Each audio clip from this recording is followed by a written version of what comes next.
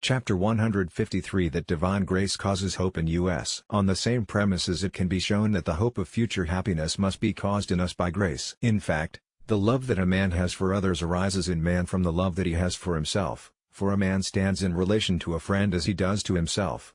But a person loves himself inasmuch as he wishes the good for himself, just as he loves another person by wishing him good.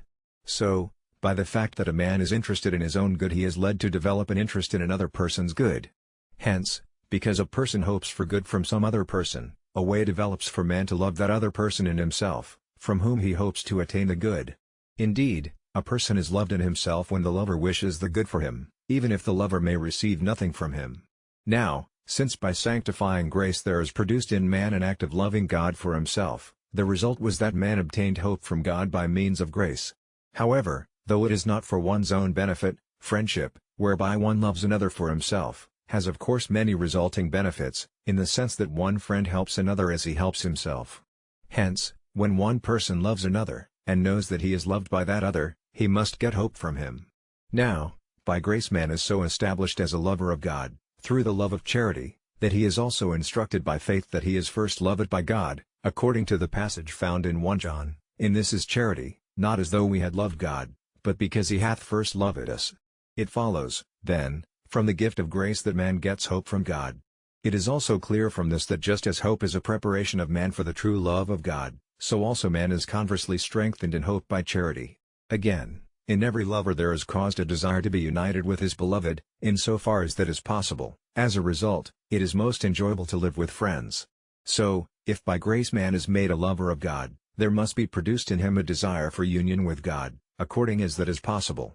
But faith, which is caused by grace, makes it clear that the union of man with God in the perfect enjoyment in which happiness consists is possible.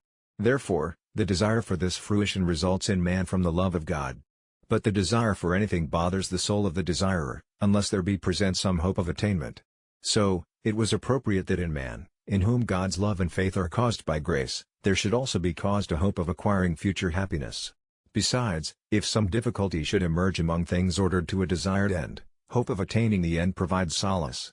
For instance, a person suffers but slightly from the bitterness of medicine because of his hope for good health. But in our process of working toward happiness, which is the end of all our desires, many difficulties present burdens to be borne, because virtue, by which one advances toward happiness, is concerned with difficulties. Therefore, in order that man may tend toward happiness smoothly and readily, it was necessary to provide him with the hope of obtaining happiness. Moreover, no one is moved toward an end that he judges impossible to attain.